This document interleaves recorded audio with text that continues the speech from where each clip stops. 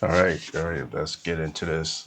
This is going to be an emergency stream, emergency reaction video. Well, it's not really an emergency, but I am deeming it critical. We're going to react to a podcaster named, or his channel is called Second Thought. It is titled Why You'll Never Achieve the American Dream. I was going through this from another podcaster who was reacting to it.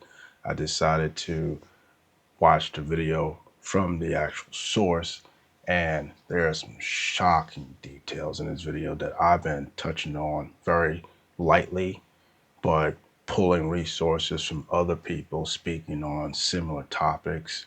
I've watched other videos that touched upon the inequality of the American problem that we're in right now, the American crisis, the cost of living crisis, economic inequality. I've cut snippets because everybody's talking about it. Everybody's got their personal research. Everybody is putting their opinion and their frustration in. But this particular video touches on some things that I have been saying that has pulled mild controversy or controversy that no one wants to speak on. But I've stated, look it up. So we're going to get into this reaction and see what Mr. Second Thought is talking about. Second Thought is a 100% viewer-funded operation. If you'd like to help support the channel and get some great perks while you're at it, consider becoming a patron at patreon.com/secondthought. The American Dream. A house in the suburbs, a white picket fence, 2.5 kids, a dog, and enough disposable income to save for retirement and go on a couple vacations a year. Hate to break it to you, but statistically speaking, you'll never be able to afford the American dream. At least, not the way things are now. You know, with all the...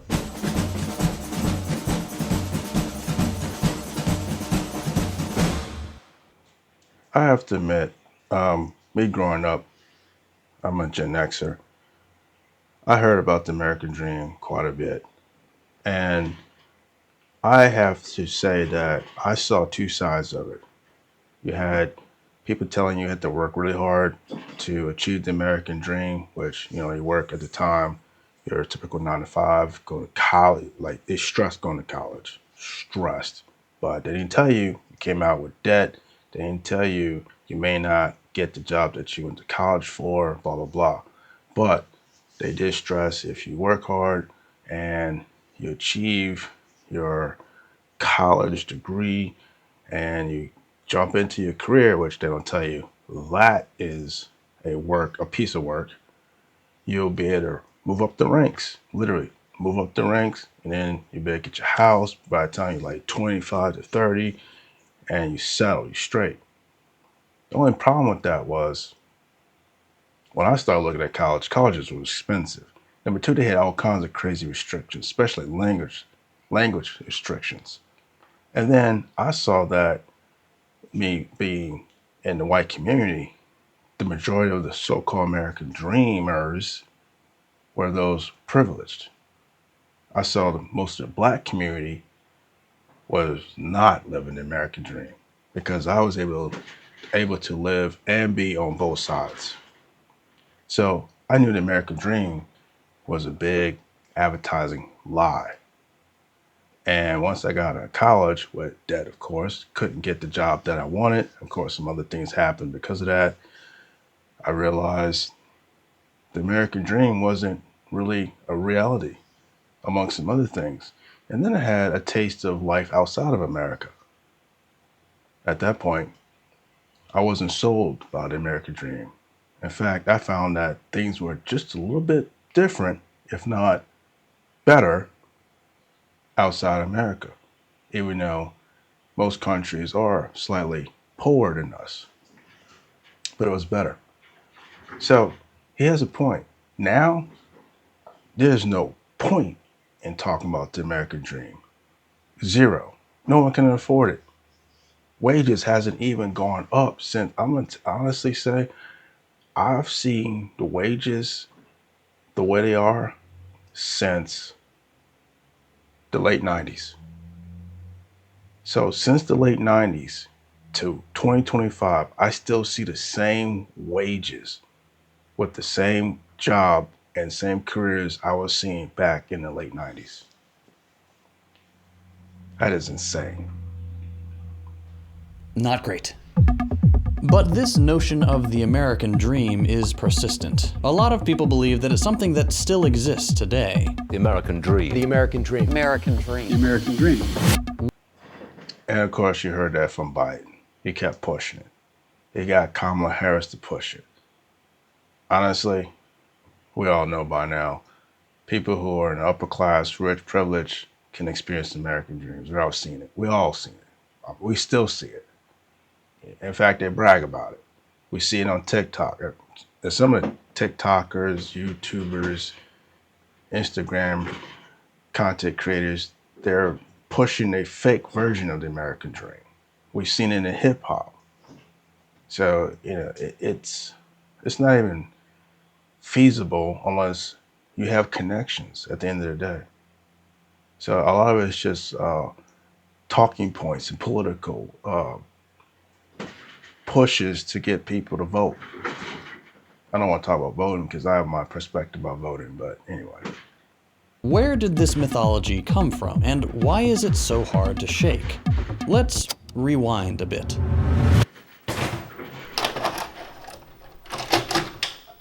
Ladies and gentlemen.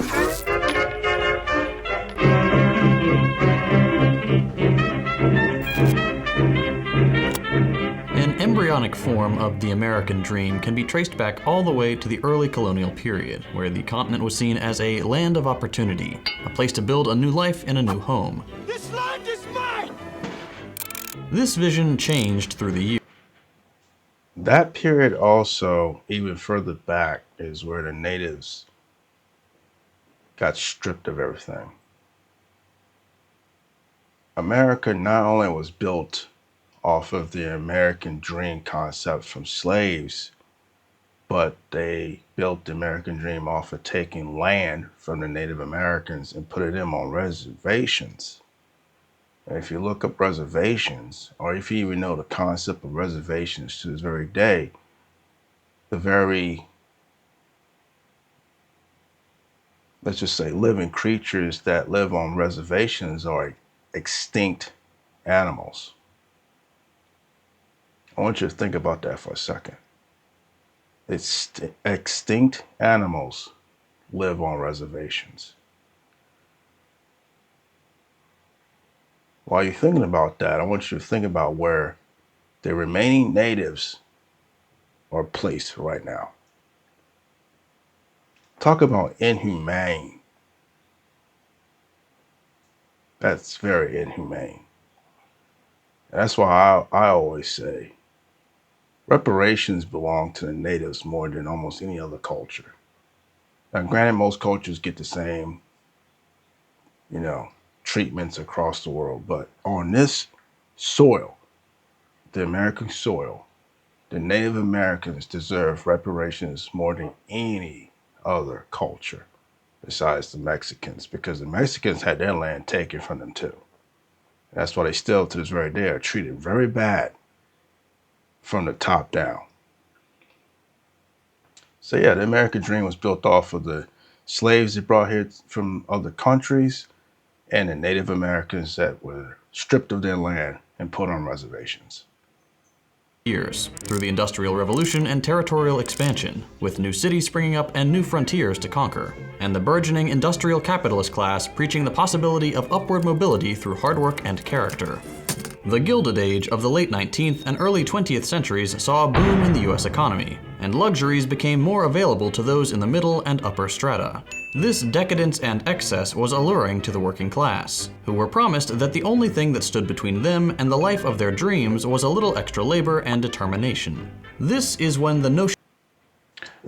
They still kind of pushed having material makes you look good. It was a big thing. The hip hop community pushed it even further. Hollywood pushed it in its own way. And honestly, it caused a lot of Americans to feed into the advertising trap and addiction of spend, buy, have to have almost anything you see. I've kind of learned, and actually I have to thank my mom for this. She taught me not to believe anything you see on TV. That was at least that was one of the best things she could teach me. By going off of that principle, I've developed a manner to where I didn't get addicted to anything I saw on TV. I didn't want to buy everything I wanted to see on TV. The only issue I had was I would love to have what someone else had that was the same interest of mine. And, I didn't always get it. A lot of it was because of the way my dad was. But as I became independent by 18, I realized it's not always good to have everything, especially when it came to your own money. And I always tried to think about, is it worth buying? Am I going to use it? Is it worth going to be, is it worth keeping around? How often am I going to use it? So, I try to be very careful about getting caught in that trap of buy everything you see because somebody else is enjoying having everything they can have. Yeah, and that's where consumerism kind of eroded the American mindset. And it's still pushed today, especially in the makeup industry. It's really bad in the makeup industry. The notion of the American dream began to crystallize. Then came the Great Depression, and the American dream became more of a national prayer, people hoping that one day they could achieve the stability their parents had enjoyed. FDR's New Deal revitalized the dream, alleviating poverty, stimulating the economy, and providing new opportunities for Americans to build a better life. Americans as a whole are feeling a lot better, a lot more cheerful than for many, many years. Then finally, after World War II, the American dream as we think of it today became enshrined in the public consciousness. No other people anywhere have achieved more for themselves and for the rest of us than the thousands upon thousands of hard-working American men and women. Good had triumphed over evil. The post-war economy. That type of thinking carried on into the 80s and 90s. It kind of fell off after the Gulf War, leading into Obama's term by 2008, because the wars have drove us from economic boom to economic collapse.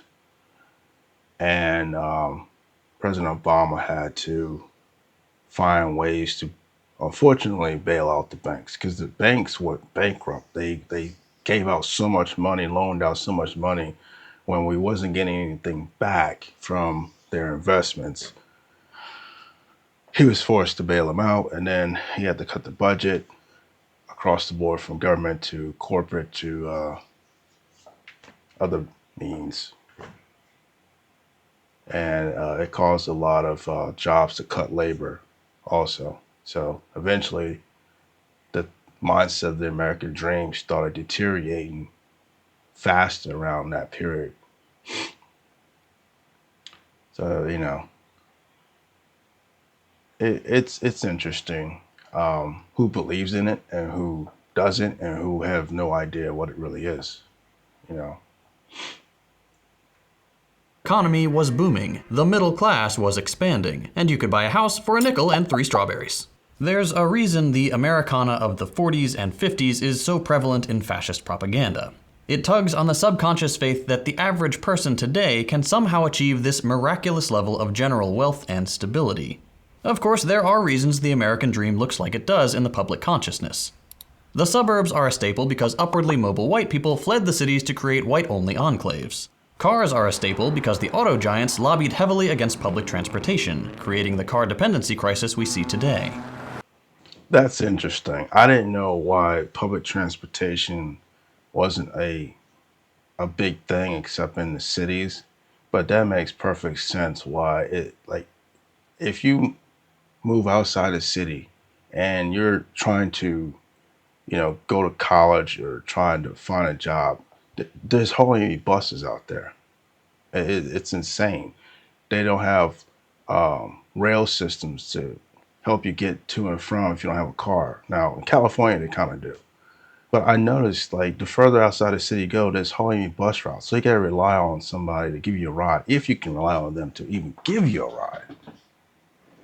And I felt like over time it caused a lot of people to be unemployed because they didn't have a ride. It caused a lot of people to lead into other criminal means of making money because they didn't have a ride. They couldn't get anywhere. And the public system even diminished after 2008. Again, like when there was massive cuts to the governments, they had to cap how businesses was wasting money, corruption, wasteful spending, raising prices. You know what they decided to do? They decided to do cuts for the American people and services. And so, yeah, the public transportation even disappeared. It's barely even, surviving right now, except for key areas that require it. It's really ridiculous. So yeah, that makes a lot of sense. While we're so heavily dependent on cars, and it makes it even worse because the gas prices it's kicking our asses. Plus, and this is another thing I don't understand. What is the purpose of tolls when gas prices are so high? People depending on cars to get around, and you slapping tolls in areas that don't make any sense, especially in suburban areas outside the city. That's insane. So you're paying not only to give your car a means to start, but now you're paying to travel on top of the travel cost. It's crazy. But problems aside, where did the American dream go off the rails? What happened between the 50s and today that set off the downward spiral? In this present crisis, government is not the solution to our problem. Government is the problem. Okay. Doesn't that sound familiar? Doesn't that really sound familiar? But flip it in terms of what's being said. The first term was drain the swamp.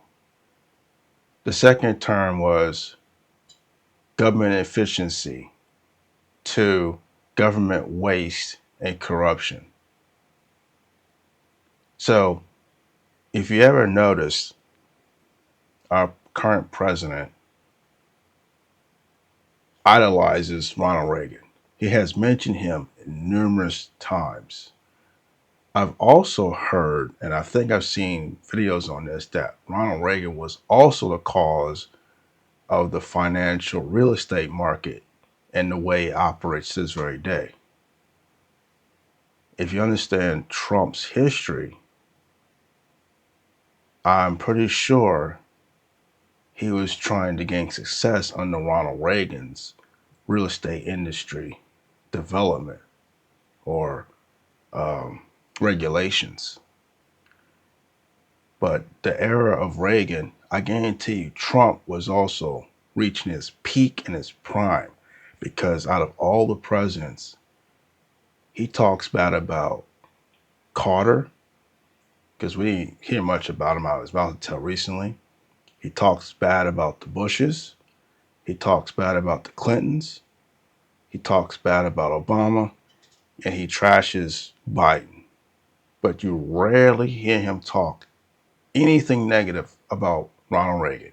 In fact, he has pulled a lot of inspirations from Ronald Reagan's era, including the Star Wars program that Trump is now coining Space Force and the new Golden Dome. Very interesting.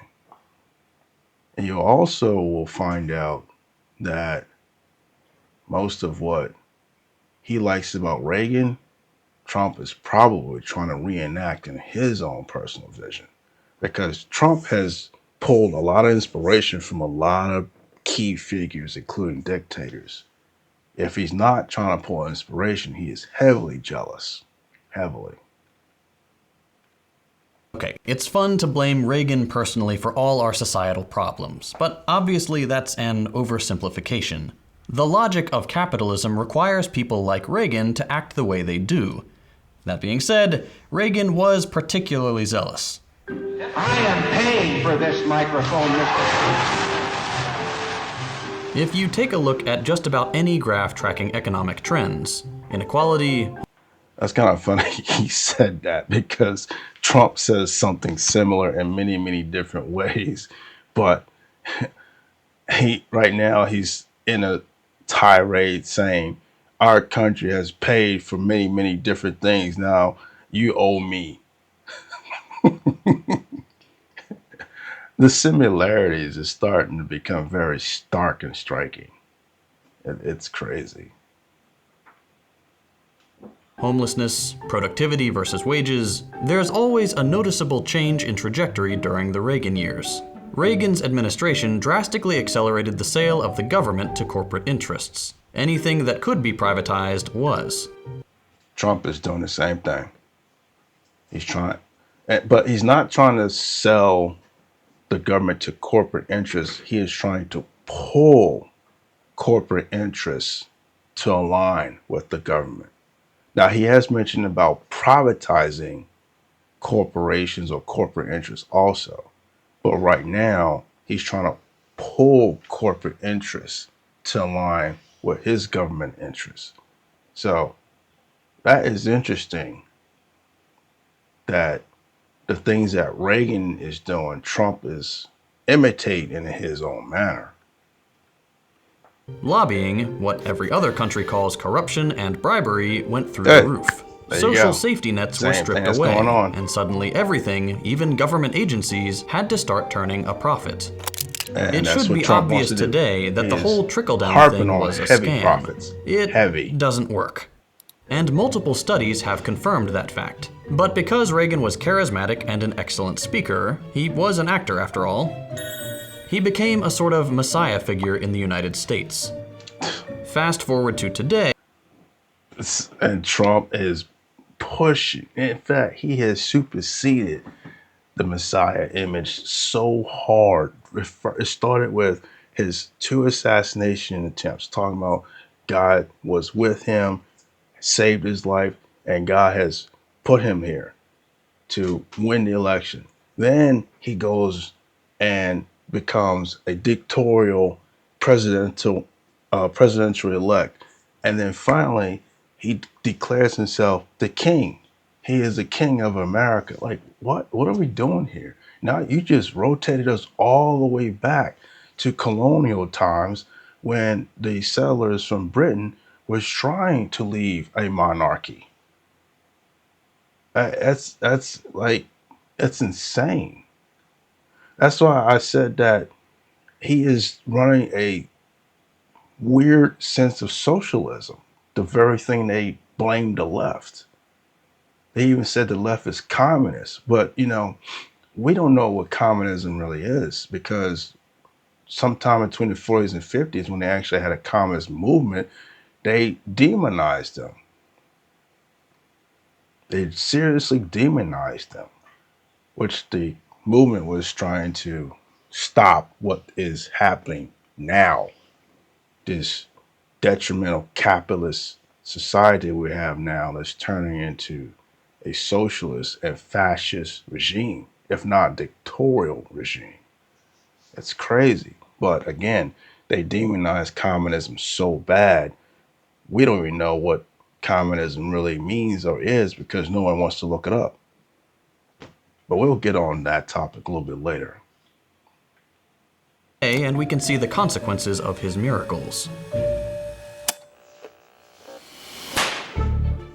According to a recent study, there is not a single state in the country where a married couple making $100,000 a year can afford the American dream.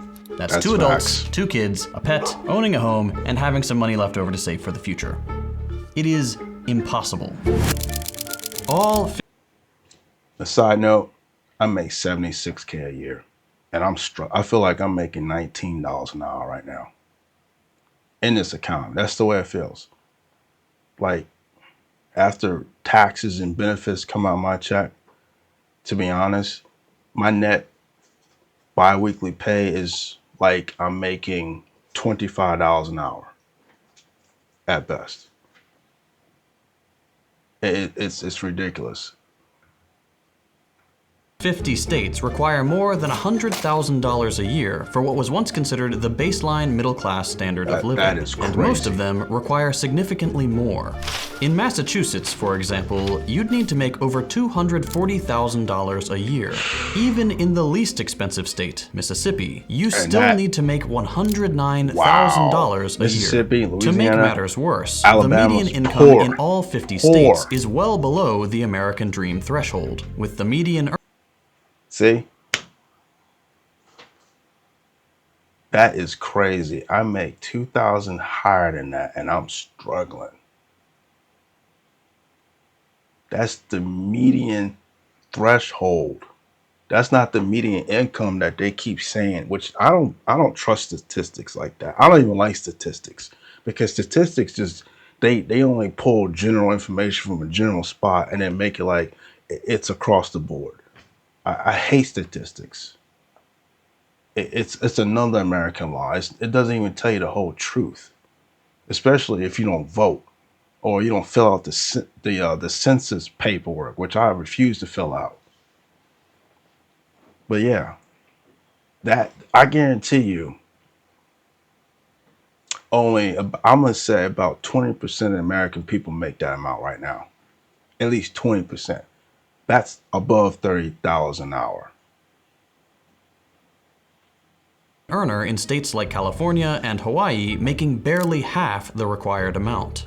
That's crazy. And there's something that bothers me about stats like these. These figures always cite the median income, which, fine, that's a valid way to give a ballpark number. But it leaves out the fact that half of the people in every state don't even come close to the cited figure. Exactly. If the median earner makes half of what they need to achieve the American dream, what about the people who make half of that? If people making $150,000 a year can't afford to have both a home and children, what hope does everyone else have? Thank you. Okay, so out of curiosity, I dug up some stats on income brackets. As of 2024, 62.4% of households make less than $100,000 a year. 62% of That is crazy. And I said around 20 to 30% probably is making about 70K. And that median average that he pulled up was 74K. So imagine 30% is making around 74K, 72K. I guarantee the other 30%, or let's just say the other 32%, is probably pulling about between 30 to 50K. And that's a wide range because you have to take into account wage increases below $20 an hour. On top of the labor jobs that always pay between $18 to $25 an hour, which they try to push 10 to 12-hour shifts, weekends, overtime sometimes if people call out. I mean, they work you to death. Rotational shifts, layovers. It's crazy. families in the United States cannot afford a stable, middle-class life in the least expensive state in the country. And this problem is only getting worse. Absolutely. As cost of living continues to skyrocket and wages remain stagnant at best, the dream of owning a home is slipping away from the vast majority of younger Americans.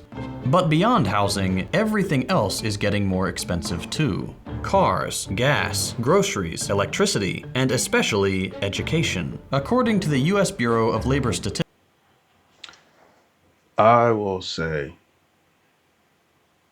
and this is how sad this is, I used to live very comfortable working 2 jobs, totaling about $20 to $22 an hour.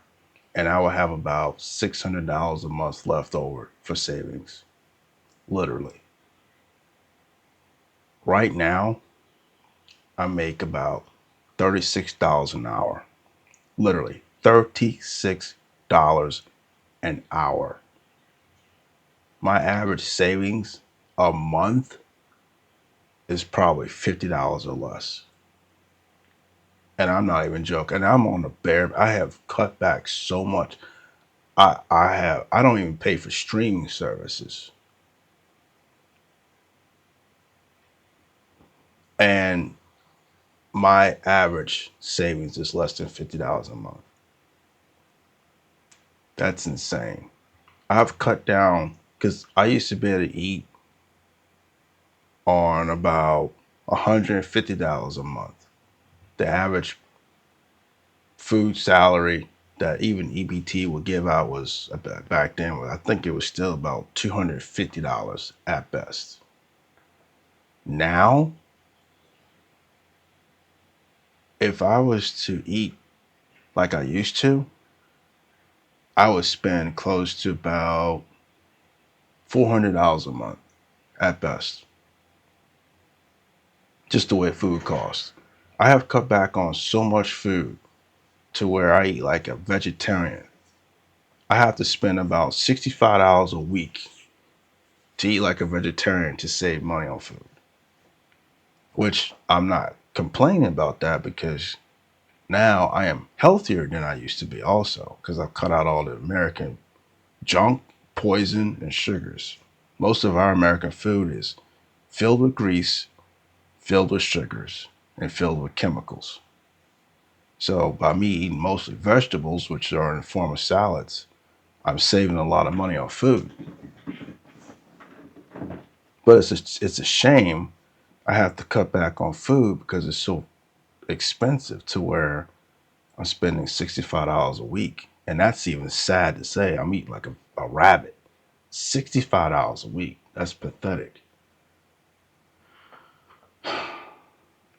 Statistics, average college tuition and fees have exploded, rising by 1,200% since 1980. That's retarded. Kids used to That be is able to retarded. graduate from high school, land a job assembling cars or Yep. flipping burgers, and pay Absolutely. their way through Man, I miss college those out days. of pocket.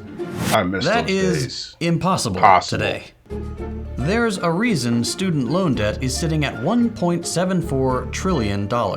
If a student wants to get a higher education, their only options are to have wealthy parents or go into backbreaking debt. And the worst part is, when they graduate saddled with $100,000 in debt with criminal interest rates, their degree is essentially worthless because the interest, I don't understand the interest system. It is, I get this way. It's a way that banks could get profits or get paid for their services, but the interest is ridiculous. And the one thing that's feeding that, and they need to get rid of it, is the credit score. That has got to be the most, if you want to talk about racism, the credit score system is by far the most racist thing in this God-forsaken country. I even noticed between 0 to 400 or 450 is considered poor credit. That is 400 fucking points.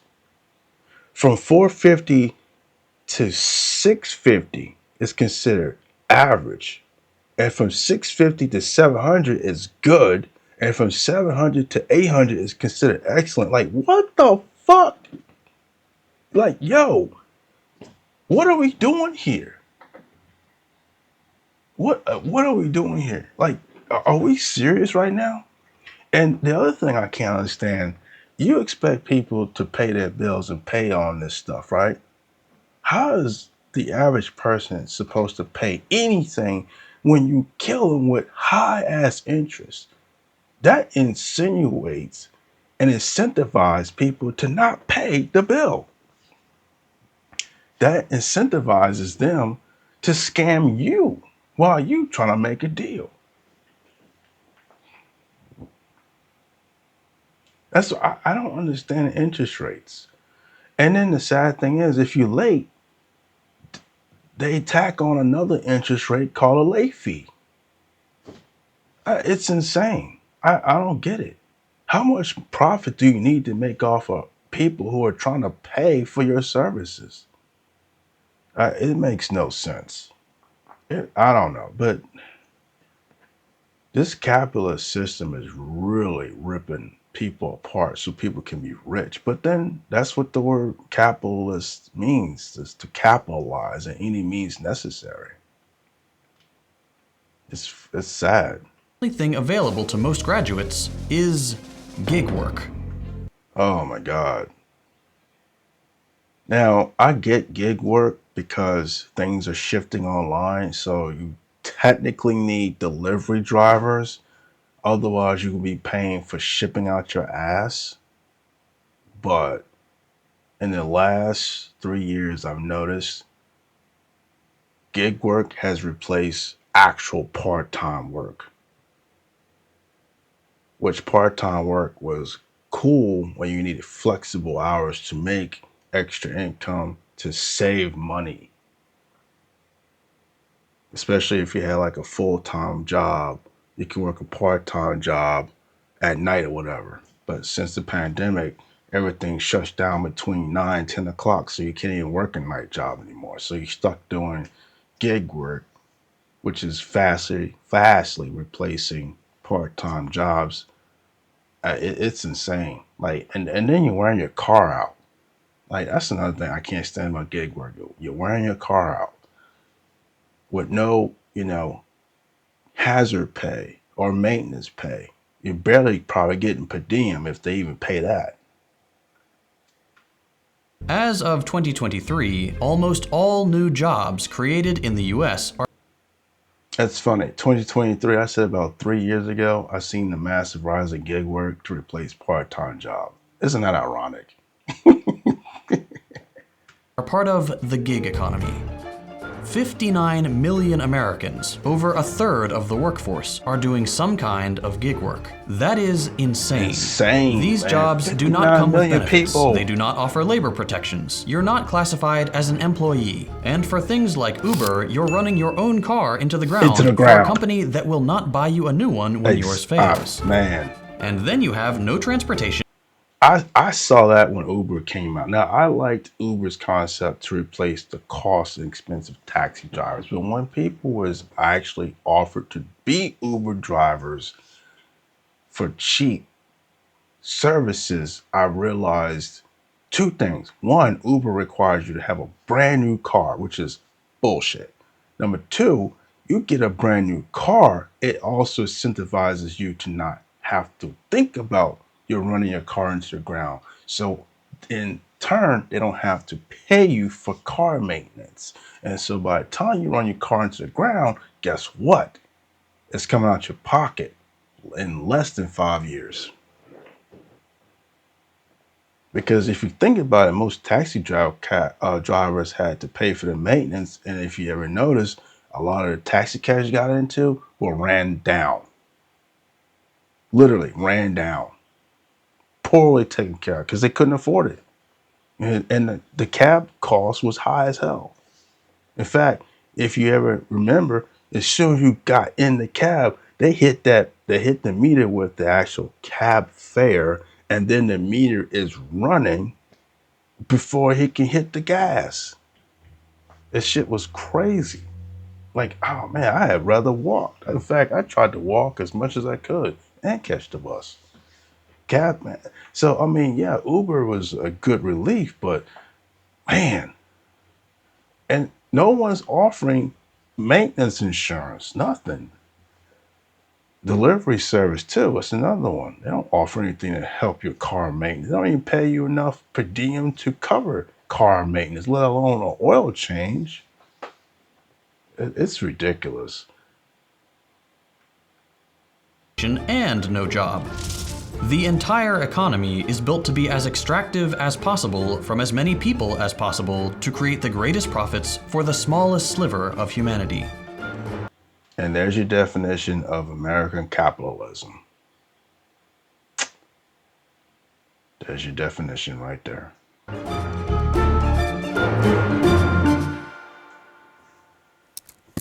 And that is the core of the problem. Every economic challenge we face, income inequality, stagnant wages, student loan debt, the cost of living crisis, inflation, the gigification of work, it all stems from the same root cause, the nature of capitalism itself. A lot of well-intentioned people like to claim that if we could just go back to the way things were after the New Deal, or if we could just get money out of politics or vote in the right people, we could fix this stuff. And I wish That is a key thing, what he just said. Voting the right people in.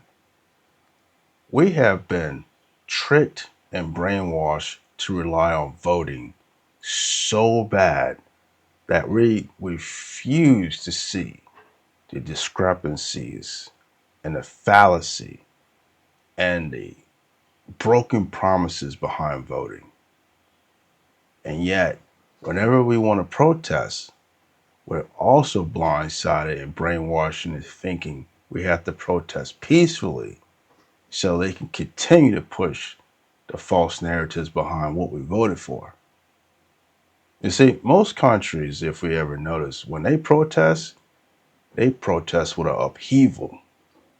They make themselves well known because they know voting doesn't really work. And that's why people really protest and turn those cities upside down, damn near overthrowing the government if they could. Here, we're brainwashed into peaceful protests, which turns to a blind ear, and voting, which again turns to a president or presidents to do whatever they want after they get in office. Because guess what? You gave them a win. They don't have to fulfill our votes. Look at what's going on now. What could have transpired in 4 years transpired in 4 months. That's a very fast, rapid decline that we voted for. that were true. It's a nice thought. But that's not how this works. Restart the simulation a million times and we'll always end up right here.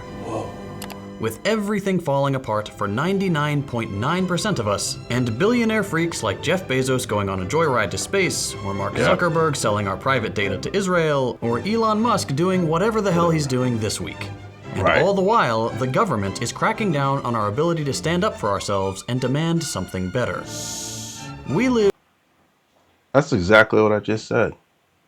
And let's just talk about the third thing they slapping on top of voting and peaceful protests. Bias censorship. I'm going to say bias censorship because censorship is already a restriction of your freedom of voice, but they're picking and choosing how to censor us. So it's just crazy.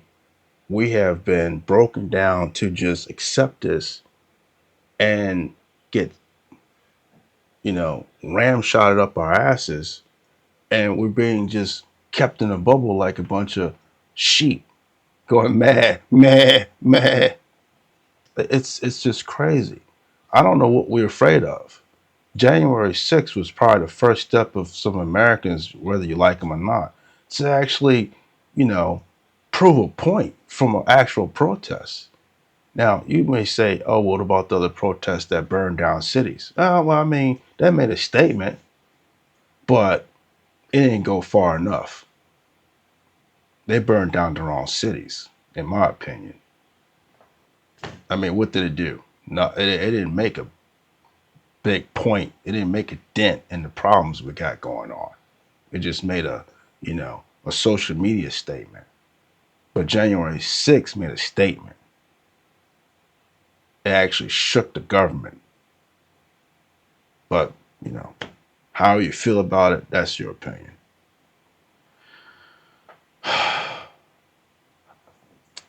Americans got to be the biggest sheep in a bubble than any other country. We need to grow some balls. Like, seriously, grow a pair. Live in a society that is rapidly devolving into fascism. And that's not hyperbole. Fascism is simply the logical outcome when capitalism starts to stumble. The ruling class circle the wagons, crack a few I also said socialism because capitalism does breed into socialism also, and I'll get into that later too and explain why. But he's absolutely correct. Fascism and socialism and capitalism kind of align with each other in a weird way.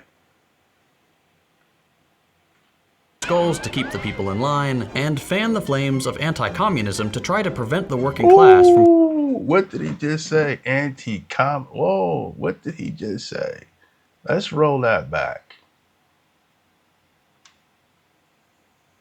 Wow. the government is cracking down on our ability to stand up for ourselves and demand something better. We live in a society that is rapidly devolving into fascism, and that's not hyperbole. Fascism is simply the logical outcome when capitalism starts to stumble. The ruling class circle the wagons, crack a few skulls to keep the people in line, and fan the flames of anti-communism to try to prevent the working class from threatening the capitalist status quo. Where does that lead? You see what he said? Anti-communism. Let's play that back one more time. Working class from threatening when capitalism starts to stumble. The ruling class circle the wagons, crack a few skulls to keep the people in line, and fan the flames of anti-communism to try to prevent the working class from threatening the capitalist status quo. Where does that lead? See? Anti-capitalism from having a working class threaten the capitalistic status quo. That was the whole reason behind the communist movement back in the 50s. I think started in the 40s, 50s, and then it got abolished in the 60s. That was the whole point. The capitalists, politicians, and corporations knew that they were targeted, and they was successful in demonizing the communist movement. They were trying to stay in power.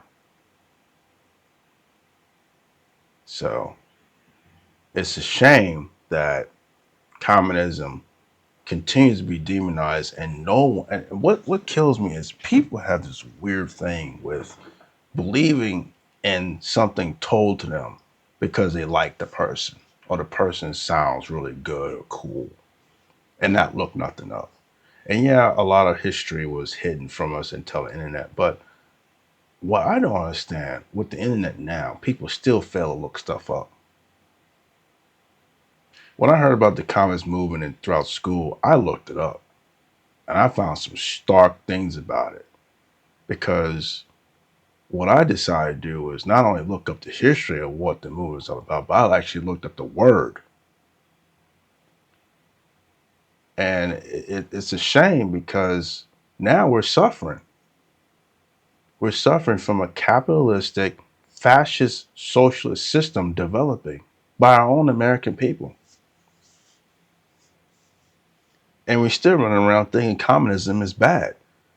To me, if communism was so bad, how is it the socialist countries around us, the very ones that was forcibly taken apart by the American government, are doing better than us now? Russia, China, Europe, you're doing way better than us. In fact, you'll find out they're taking care of their people far better than the American government or states are even doing. America has the highest homeless rate in the world, highest crime rate in the world, the highest economic inequality in the world, the richest people, businesses, CEOs, and politicians in the world. And how is it we have socialist countries we declare as communists doing far better, taking care of their people far better than the Americans? How is that possible? How is that even true? And yet, We running around here talking about we're better than everybody. And I can clearly tell you that these socialist countries are doing better to the people because I talk to a lot of the people from these countries. In the very country that we're trying to target right now, which is Denmark, they're a socialist country. I know some people in Denmark, and they tell me they're well taken care of by their government. That's why Greenland don't want no part of America. Denmark, they're despising us right now. Like what are we doing here? Our democratic republic system is gone. It's gone. It's just, man. Every single time. It happened in Italy, it happened in Germany, in Spain, in Greece. Literally everywhere there's been a surge in anti-communist sentiment and the unholy merger of corporations and the state, this is what you end up with. In a system where corporations own the government and profit is the only thing that matters, and those profits begin to slip, wealthy and powerful. Yeah, and right now, corporations don't own the government just yet. That's why I say socialism is developing faster than fascism, but I get what he's saying because if our president, imitates what Reagan is doing, which I know he won't because he's too prideful and gluttonous and greedy, what he will do is allow companies and corporations to align with the government, but he has already have had them funnel money to the government cause under his name. And you can look that up. Start with his day one. You will find how many. In fact, they are already saying Elon Musk paid for President Trump's presidency. So, in a weird way, we're running a imitation socialist system with a fascist mindset. But a lot of people don't want to say socialist yet because they don't understand what socialism is because they call countries who are socialist communists, which they're not communists. They use communist concepts under their socialist government. And who mixed this mess up in our minds? America. We're the one labeling everybody around the world. We're the one labeling everybody wrong. I mean, you can look at Trump. He keeps talking about Europe gave Ukraine all loans. And every prime minister from those European countries who sat next to Trump said, no, we did not. We gave mostly grants. Some of it is loans, but most of it is grants. Trump still wants to run around behind their backs and say, no, Europe gave loans. So I want my money back because we, as you saw Reagan say, we paid for the Ukraine war, so we want our money back. This shit's insane, man. Like I've always said, and I'm gonna say this. I've always said we should not have a businessman in office. This is why. I've always said business people are greedy. Now, if you're the 1% that don't feel like you're greedy, congratulations. But prove me wrong. Name one business that's not greedy right now. Name one. I dare you. In fact, leave it in the comments section. I want to know which business you think is not greedy. Oligarchs will use whatever means they have at their disposal to crush opposition and forcibly create market conditions that stabilize their profits. Throughout American history, outside our borders, that's always come with Which as much as the stock market is an interesting thing to put your money in at like a bank, I feel like we need to get rid of the stock market because it will bring the power of the oligarchs and these rich people to their knees. Because the rich people and the businesses use the stock market as their savings bank. It's their bank. And we're putting money into their bank so they can gain interest off of our deposits. It's insane. corporate-funded coups, CIA meddling, US-funded death squads, and a complete disregard for international law and human life. The question now is, what happens when the only way to maintain the status quo is to turn that violence inward? How far is the ruling class willing to go?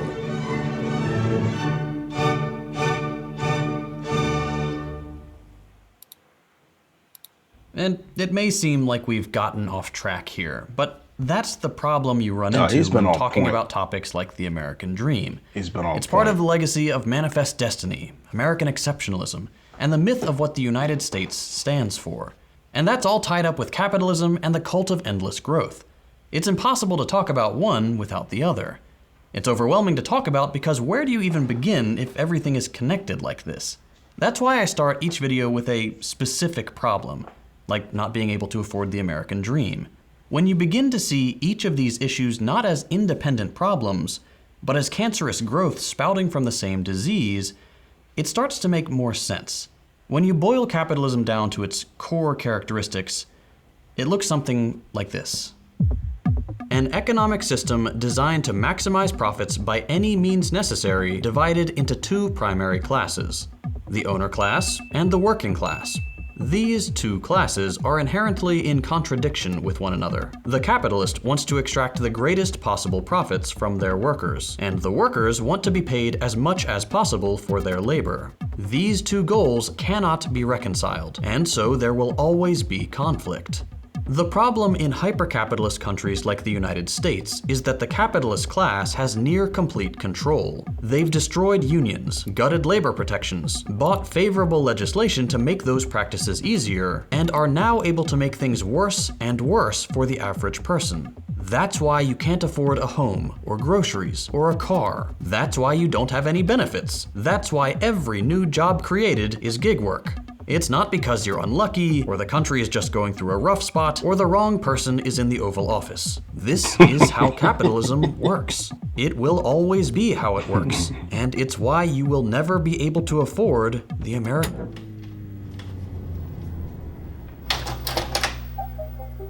And none of this is... So yeah. This video, I'm gonna be honest, he has really put together a well-made research video that actually brings it all together. I mean, he is the only one I've seen that's been really direct on the reasons behind our economic inequality. I've watched a lot of economists.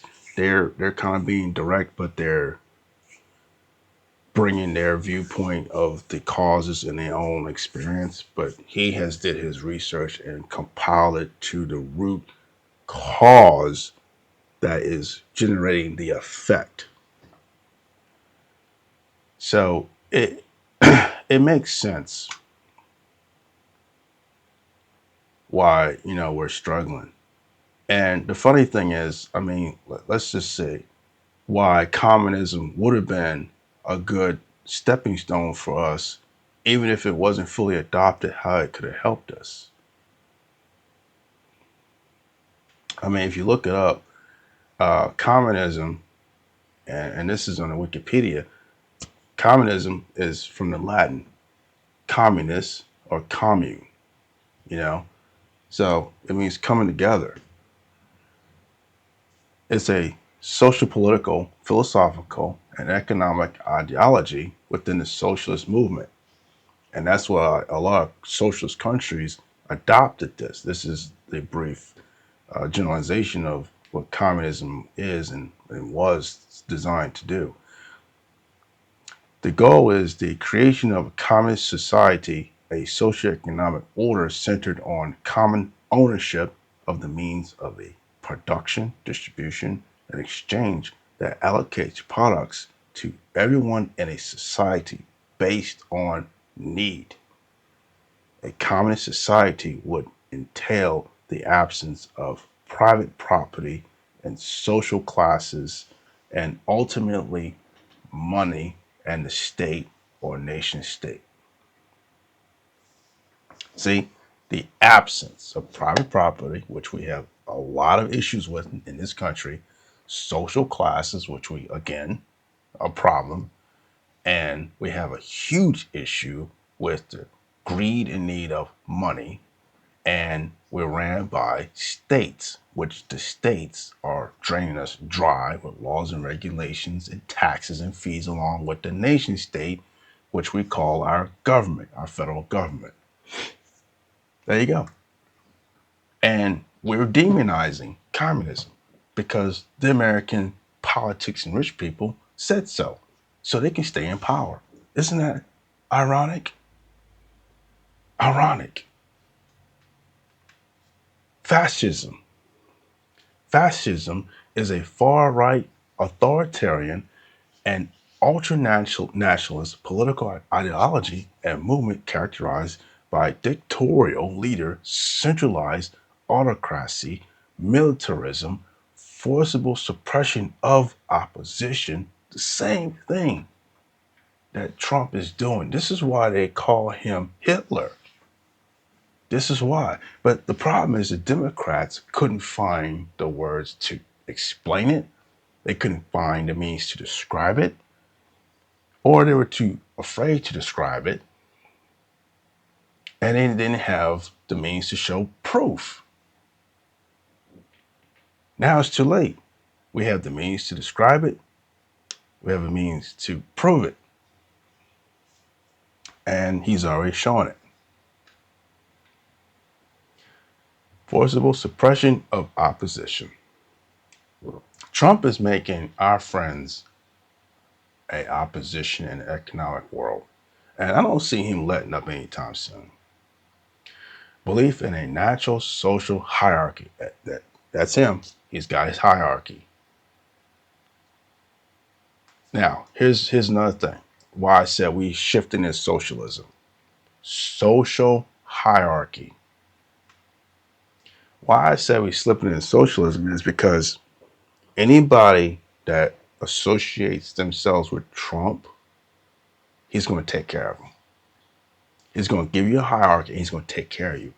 Anybody who opposes him is going to be demoralized, demonized, and is going to pay a horrific price. Subordination of individual interests for the perceived good of the nation or race.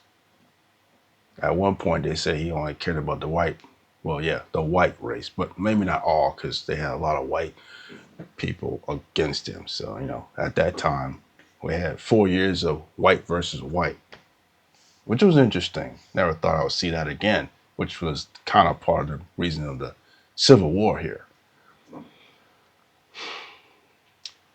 And a strong regimentation of society and economy, opposed to Marxism. See, fascism is the opposite of Marxism, which is the opposite of communism. Surprise! It's also opposite of democracy, which is disappearing in our country. Anarchism. I don't know. He's being an anarchist, if you ask me.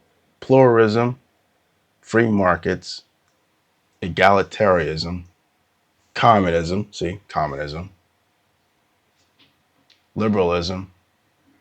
Now it says socialism, but I'll get to why it doesn't really oppose socialism. Fascism is at the far right of the traditional left-right spectrum. All right, so we're going to look at socialism. And this is more complicated. That's why they don't want to touch on socialism. Socialism is a keyword economic and political philosophy. Now you see why I say we're slipping into socialism. Trump is taking economic and political philosophies that he believes in and merging it into what's going on and coming out of his mouth. Now you see why I say we're slipping into socialism, if we're not already in a form of hybrid socialism. It encompassing diverse economic and social systems characterized by social ownership of the means of production, as opposed to private ownership. Now, What's interesting is he's not really pushing for private ownership because he still wants a social control over the businesses. He want to have a sense of control. If you go private, technically you're in charge of what you want to do. Now, he does have incentives for private ownership, but again, I think he mentioned it very briefly, but that remains to be seen. I will say this, like I said, he is forming a very weird hybrid of socialism, fascism, and authoritarianism, I would say, or like I said, dictatorship. I mean, to be honest, we're going to be heavily demonized to whatever we're going to be called soon. But this MAGA movement is definitely creating a new form of Republican Party, whether people want to see it or not, because the Republicans from the classic version of the Republican Party are not for this, but they're being a little quiet about it because they don't really align with the Democratic. So they're either going to stay quiet or go independent.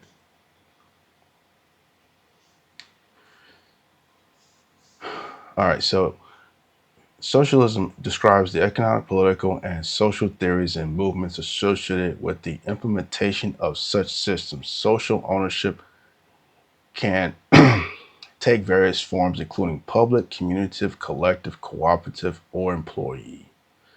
As one of the main ideologies on this political spectrum, socialism is the standard left-wing ideology in most countries. That's kind of why they trying to say like the Democrats are socialists. But again, you know, I don't think the Democrats run on the socialist spectrum that much. Because they're trying, like, in a way, the Democrats are trying to be more like a communist system. So even if they are considered, and by the Republicans, or let's just say by MAGA, communists, if I was them, I would take that win. Because if they would actually pull up the facts from communists, they could pull a win. But no, they keep, you know, obfuscating and deflecting and taking L's, not explaining facts and history. That's why they're being called weak. Now, this is where it gets critical. Types of socialism vary based on the role of markets and planning and resource allocation, which is the very thing Trump is doing. He is definitely doing massive resource allocation, and he's relying on the role of markets and the structure of management and organization. Again, that's what he's manipulating. Socialist systems divide into non-market and market forms. A non-market socialist system seeks to eliminate the perceived inefficiencies, irrationalities, unpredictability, and crises that socialists traditionally associate with capital accumulation and the profit system. I'm going to stop right there.